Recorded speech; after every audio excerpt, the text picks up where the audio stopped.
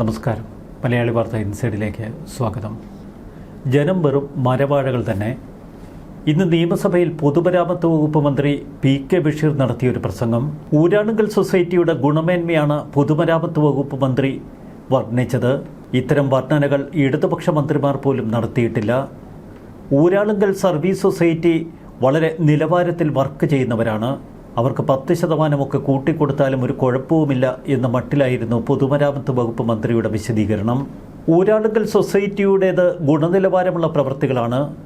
നടപടിക്രമങ്ങൾ പാലിക്കാതെ അവർക്ക് കരാറുകൾ നൽകിയതായി ശ്രദ്ധയിൽപ്പെട്ടിട്ടില്ല. PWD മാനുവലും SBD നിബന്ധനകളും പാലിച്ചാണ് അവർക്ക് കരാറുകൾ നൽകുന്നത്. നിലവാര പരിശോധനയ്ക്ക് ശേഷം മാത്രമേ ബില്ലുകൾ മാറി നൽകാറുള്ളൂ. പൊതുമരാമത്ത് വകുപ്പ് മന്ത്രി പി.കെ. ബഷീർ ഇക്കാര്യങ്ങൾ വിശദീകരിക്കുമ്പോൾ ഇതൊക്കെ കേട്ട് തലയാട്ടുകയാണ് നമ്മുടെ മുഖ്യമന്ത്രി വി.ഡി. സതീശൻ.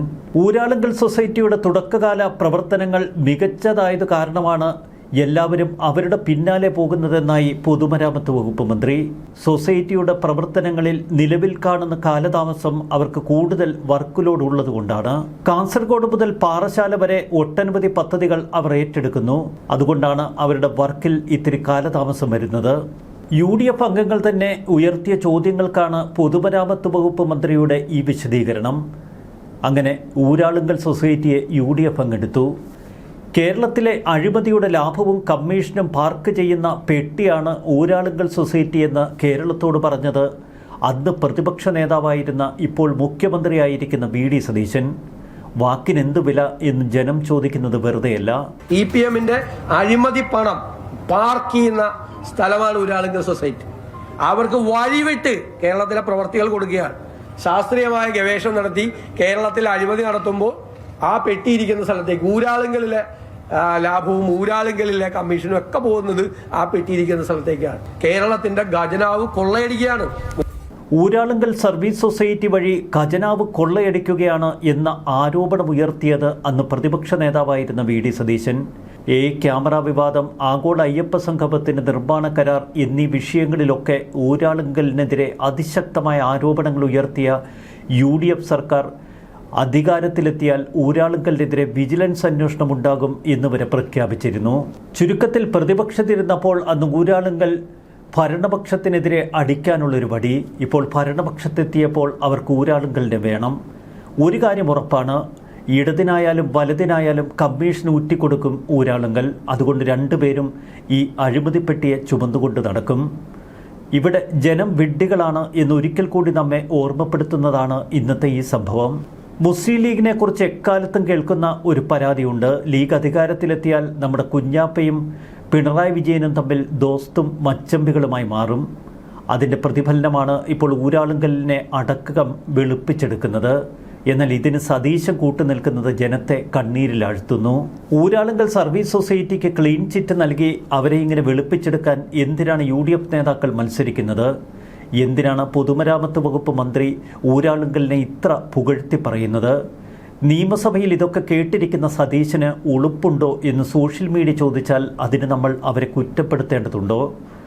ഊരാളുങ്കലിനെതിരെ എത്രയെത്ര പ്രസംഗങ്ങൾ നമ്മുടെ തെരുവുകളിൽ കാഴ്ചവെച്ചിട്ടുണ്ട് ഇന്നത്തെ മുഖ്യമന്ത്രി. കോൺഗ്രസിൻ്റെ ഒരു ദേശീയ നേതാവുണ്ടല്ലോ, KC വേണുഗോപാൽ. KC വേണുഗോപാൽ ഊരാളുങ്കലിനെതിരെ പറഞ്ഞ വാചകങ്ങൾ നമ്മുടെ മനസ്സിൽ ഇപ്പോഴുമുണ്ട്. KC ഊരാളുങ്കലിനെതിരെ ആഞ്ഞടിച്ചത് ഇതേ 2026 തന്നെയാണ്. ഏറ്റവും അഴിമതി നിറഞ്ഞ സർക്കാരായിരുന്നു കഴിഞ്ഞ 5 വർഷത്തെ, പ്രത്യേകിച്ച് പിണറായി വിജയൻ സർക്കാർ. അതിൽ ഏറ്റവും മർമ്മസ്ഥാനത്ത് ഞാൻ പ്രധാനപ്പെട്ട കാര്യം ഉന്നയിക്കാൻ ആഗ്രഹിക്കുകയാണ്. ഏറ്റവും മർമ്മസ്ഥാനത്തുള്ളത് ഊരാളുങ്കൽ എന്ന് പറയുന്ന കമ്പനിയാണ്. കേരളത്തിലെ ഇടതുപക്ഷ ഭരണത്തിന്റെ പ്രഭവ കേന്ദ്രവും അത് അവസാനിക്കുന്നതുമെല്ലാം ഊരാളുങ്കലിലാണ്. സഹകരണ സൊസൈറ്റി എന്ന പേരിലാണ്. ആ സൊസൈറ്റി എന്ന പേരിൽ ടെൻഡറില്ലാതെ ഏറ്റവും പ്രധാനപ്പെട്ട കോടികളുടെ കരാർ അവർ ഏറ്റെടുക്കും. അവർ മുഴുവൻ കൊടുക്കുന്നത് സൊസൈറ്റി എല്ലാം നടത്തുന്നത് സബ് കോൺട്രാക്ട് ആണ്. മന്ത്രിയായി വാഴുന്ന മറ്റൊരു കഥാപാത്രമുണ്ട്, KM ഷാജി. അന്ന് KM ഷാജി ഊരാളുങ്കലിനെതിരെ പറഞ്ഞ വാക്കുകൾ ഇപ്പോഴും നമ്മുടെ കാതുകളിൽ വന്നലയ്ക്കുന്നു. അരീക്കോട് പഞ്ചായത്തിലെ ഇടപെടി പോലും ഊരാളുങ്കൽ, കണ്ണാടിപ്പറമ്പിൽ നടക്കുന്ന വർക്ക് പോലും എല്ലാം ഊരാളുങ്കൽ. ഇത് യഥാർത്ഥത്തില് കേരളത്തിലെ അദാനിയാണ് ഈ ഊരാളുങ്കൽ.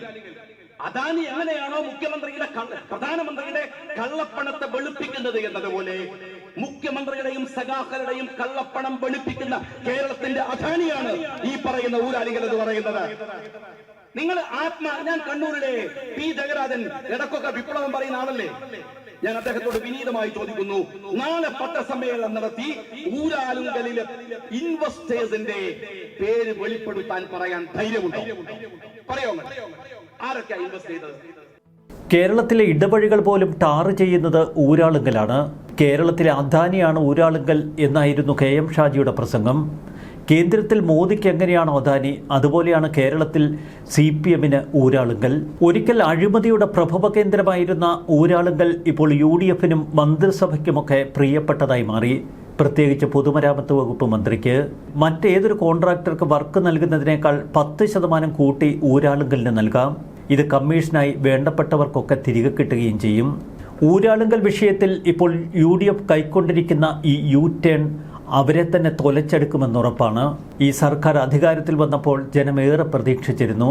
പ്രത്യേകിച്ച് പിണറായി വിജയനെതിരെ നിങ്ങൾ ഉയർത്തിയ അഴിമതി ആരോപണങ്ങളിൽ കൃത്യമായ വിജിലൻസ് അന്വേഷണം ഉണ്ടാകും എന്ന പ്രതീക്ഷയായിരുന്നു സാധാരണ ജനങ്ങൾക്ക്. ഊരാളുങ്കൽ എന്ന അഴിമതിപ്പെട്ടി ജനങ്ങളുടെ മുന്നിൽ പൊളിച്ചടുക്കും എന്ന് ജനങ്ങൾ കരുതി. പ്രത്യേകിച്ച് വിജിലൻസ് അന്വേഷണവും അവർ നടത്തിയ കൊടിയ തട്ടിപ്പുമൊക്കെ പുറത്തു വരും എന്ന് പ്രതീക്ഷിച്ചിരുന്ന ജനങ്ങൾക്ക് മുന്നിൽ ഇപ്പോൾ ഊരാളുങ്കലിനെ ചേർത്ത് ഉമ്മ കൊടുക്കുന്ന കാഴ്ച അത് ഏറെ വെറുപ്പുണ്ടാക്കുന്നു. ഊരാളുങ്കലിന് പൂർണ്ണ പിന്തുണ നൽകുന്ന കാഴ്ചയാണ് ഇന്ന് നിയമസഭയിൽ കണ്ടത്. മന്ത്രിമാരൊക്കെ ഇതിനെ കൈയടിച്ച് പ്രോത്സാഹിപ്പിക്കുന്നു. നിയമസഭാ തെരഞ്ഞെടുപ്പിന് തൊട്ടു മുൻപ് AICC general secretary KC Venugopal നടത്തിയ ഒരു വാർത്താ സമ്മേളനം. മോദിക്ക് അദാനി എങ്ങനെയാണോ അതുപോലെയാണ് പിണറായിക്ക് ഊരാളുങ്കൽ എന്നായിരുന്നു KCയുടെ പരാമർശം.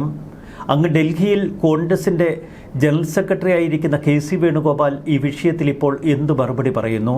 സതീശനാണ് കേരളത്തിൻ്റെ മുഖ്യമന്ത്രിയെങ്കിലും KCക്ക് സ്വന്തമായ ഒരു അഭിപ്രായമൊക്കെ ഉണ്ടാകുമല്ലോ. കരാറുകൾ ടെൻഡറില്ലാതെ ഊരാളുങ്കലിന് നൽകി കോടികളാണ് CPM സമ്പാദിച്ചത് എന്ന് KC വേണുഗോപാൽ ആരോപണം ഉന്നയിച്ചിരുന്നു. അപ്പോൾ ഇതൊന്നും സത്യമായിരുന്നില്ലേ? UDF സർക്കാർ അധികാരത്തിലെത്തിയാൽ ഇതൊക്കെ അന്വേഷിച്ച് ഉത്തരവാദികളെ കൊണ്ട് മറുപടി പറയിപ്പിക്കുമെന്നായിരുന്നു സതീശന്റെ വാഗ്ദാനം. നിയമസഭയിൽ ഊരാളുങ്കലിന് നടപടിക്രമങ്ങൾ പാലിക്കാതെ പ്രവർത്തികൾ നൽകിയത് നിലവാരക്കുറവിനും അഴിമതിക്കും കാരണമായോ എന്ന ചോദ്യം കോൺഗ്രസ് അംഗങ്ങൾ ഉന്നയിച്ചപ്പോഴാണ് പൊതുമരാമത്ത് വകുപ്പ് മന്ത്രി ഊരാളുങ്കലിനെ പൊക്കിപ്പിടിച്ചു കൊണ്ടുവന്നത്.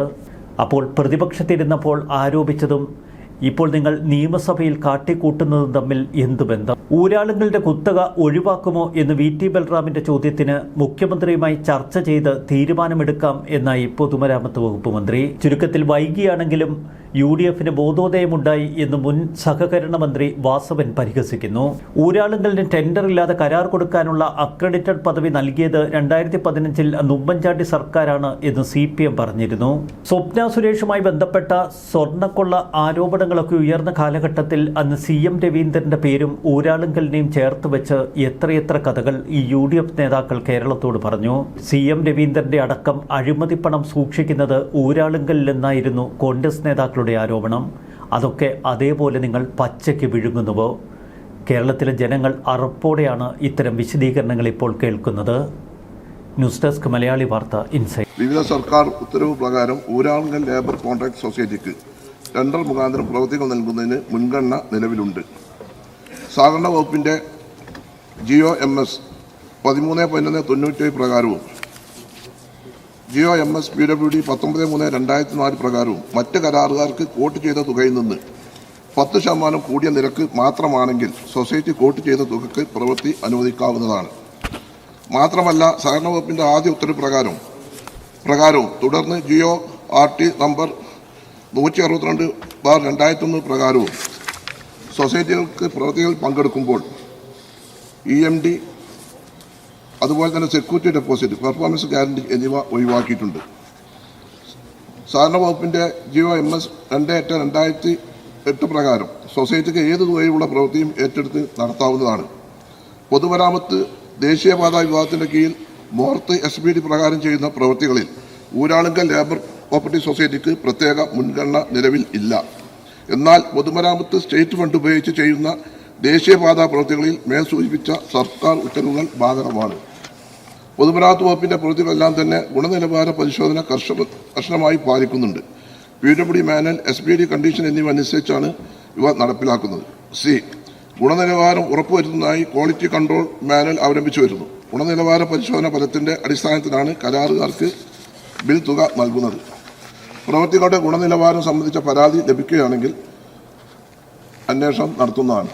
സർ, ഊരാളുങ്കൽ സൊസൈറ്റിക്ക് പൊതുമരാമത്ത് വകുപ്പിന്റെ 165 പ്രവൃത്തികളിൽ റോഡ് വിഭാഗത്തിൽ 61 പ്രവൃത്തികളാണ് ഉള്ളത്. 46 പ്രവൃത്തികൾ കിഫ്ബി പ്രവൃത്തികളാണ് സർ. കൈവശമുള്ള പ്രവൃത്തികളിൽ ഭൂരിഭാഗം പ്രവൃത്തികളും അവിടുത്തെ കോഴിക്കോട് ജില്ലയിലാണ് നടക്കുന്നത്. ഇപ്പോഴുള്ള ഒരു പ്രശ്നം എന്ന് വെച്ചാൽ 165 പ്രവൃത്തികളിൽ 40ഓളം പ്രവൃത്തികൾ മന്ദഗതിയിലാണ്. കാരണം അവർക്ക് വർക്കിലോട് കൂടി. മുമ്പേ ഒരു ഏരിയ മാത്രം, ഇപ്പോൾ കാസർഗോഡ് മുതൽ പാറശാല വരെ എല്ലാവിധ പ്രദേശങ്ങളിലും വർക്ക് നടക്കുന്നുണ്ട്. ഈ അടുത്ത കാലത്ത് അവിടെ പ്രവർത്തനങ്ങളിൽ വർക്കുകളിൽ ഒരു മന്ദീഭവനം വന്നിട്ടുണ്ട്. അതിൻ്റെ കാരണങ്ങൾ അവിടെ ബന്ധപ്പെട്ട അതിൻ്റെ ലേബർ കോപ്പറേറ്റീവ് സൊസൈറ്റീൻ്റെ ഭാരവാഹികളെ വിളിച്ച് ഞാൻ സംസാരിച്ചിരുന്നു. ഈ പ്രവൃത്തി വളരെ മന്ദഗതിയിലായതുകൊണ്ട് പ്രവൃത്തി വേഗത്തിലാക്കണമെന്ന് പറഞ്ഞിട്ടുണ്ട്. നമ്മൾ ഈ ലേബർ കോൺട്രാക്ട് സൊസൈറ്റിക്കൊക്കെ ഈ ഇളവ് കൊടുക്കുന്നത് നാട്ടിലെ ആളുകൾക്ക്, തൊഴിലാളികൾക്ക് ജോലി ലഭ്യമാക്കണം എന്നുള്ള ഉദ്ദേശത്തോടു കൂടിയാണ്. ഇതിപ്പം നമ്മൾ ഇവർക്ക് സെക്യൂരിറ്റി ഡെപ്പോസിറ്റ് ഇല്ല, പെർഫോമൻസ് ഗ്യാരണ്ടി ഇല്ല, ടെൻഡറിൽ 10% ഇളവ് കൊടുക്കുന്നുണ്ട്. ഇങ്ങനെ ഒരുപാട് കാര്യമുണ്ട്. ഇപ്പം ഊരാളുങ്കൽ ലേബർ കോൺട്രാക്ട് സൊസൈറ്റിക്കാണെങ്കിൽ തന്നെ ഈ പ്രൈസ് ഡിഫറൻസിന് പൊതുമരാമത്ത് വകുപ്പിൻ്റെ ഇതിൽ 140ഓളം കോടി രൂപ അവർക്ക് ലാഭം. മറ്റുള്ള കരാറുകാരെ സംബന്ധിച്ചിടത്തോളം നോക്കുകയാണെങ്കിൽ അത്രയും നഷ്ടം സർക്കാർ സഹിക്കുന്നുണ്ട്. 140 കോടി രൂപ കഴിഞ്ഞ കാല പ്രവൃത്തികളിൽ നിന്ന് ഇപ്പോൾ കിട്ടിയ ഒരു കണക്ക് പ്രകാരം അങ്ങനെയാണ്. ഇത് ടെൻഡറിൽ 2 വിഷയങ്ങളുണ്ട്. ഒന്ന്, അവർ നേരിട്ട് ടെൻഡർ കോട്ട് ചെയ്തിട്ട് ലോവസ്റ്റ് ആയിട്ട് വന്നതുണ്ട്. ചിലത് ലോവസ്റ്റ് ആയിട്ട് ചെയ്ത ടെൻഡറിൽ പെർസെൻറ്റേജിൻ്റെ ഡിഫറൻസ് വരുമ്പോൾ 10% അവർക്ക് ആനുകൂല്യം ലഭിക്കുന്നതിൻ്റെ അടിസ്ഥാനത്തിൽ 46 പ്രവൃത്തികളാണ് കിഫ്ബി മുഖാന്തരം അവർക്ക് ലഭിച്ചിട്ടുള്ളത്. പ്രൈസ് ഡിഫറൻസിൽ ആദ്യം NHAൻ്റെ വർക്ക് നന്നായി നടത്തി, അത് കേന്ദ്രത്തിനെ പ്രീണിപ്പിച്ചു. നമ്മളെ നാട്ടിലെ വർക്കൊന്നും ഭംഗിയായിട്ട് നടന്നില്ല. അതാണ് ഇപ്പോൾ അതിലൊരു ചെറിയ വിഷയം. പിന്നെ ആണെങ്കിൽ അവർ ആദ്യം നല്ല ക്വാളിറ്റി വർക്കായിരുന്നു. അതുകൊണ്ടാണ് എല്ലാവരും ഊരാളുകളുടെ പിന്നാലെ പോയത്. വർക്കിനോട് കൂടി ഇപ്പോൾ അവരുടെ നിയന്ത്രണത്തിലല്ല കാര്യങ്ങൾ എന്നുള്ളത് നിങ്ങൾക്കും എനിക്കും എല്ലാവർക്കും നാട്ടുകാർക്കും അറിയാം. സർ, ആദ്യം ഈ ലേബർ കോൺട്രാക്ട് സൊസൈറ്റിക്കൊക്കെ വർക്ക് കൊടുക്കുമ്പോൾ ലിമിറ്റ് ഉണ്ടായിരുന്നു. 25 കോടി, 50 കോടി, 100 കോടിയാക്കി. 2001 പിന്നെ 200, 300 ആയി. പിന്നെ 2020-22 ആയപ്പം 500 കോടിയായി. ഇപ്പോൾ 22-ന് ശേഷം അൺലിമിറ്റായി. എത്ര കോടി രൂപേൻ്റെ വർക്ക് എടുക്കാമെന്നുള്ള ഒരു ഇതിലേക്ക് അത് എത്തിയിട്ടുണ്ട്. അത് ബഹുമാനപ്പെട്ട അംഗം ഇവിടെ സൂചിപ്പിച്ചതുപോലെ അതൊന്ന് ഗൗരവമായി ഒന്ന് പരിശോധിക്കേണ്ട ഒരു കാര്യമാണ്. അത് ബഹുമാനപ്പെട്ട മുഖ്യമന്ത്രിയുമായി സംസാരിച്ച് അതിനൊരു തീരുമാനമുണ്ടാവും.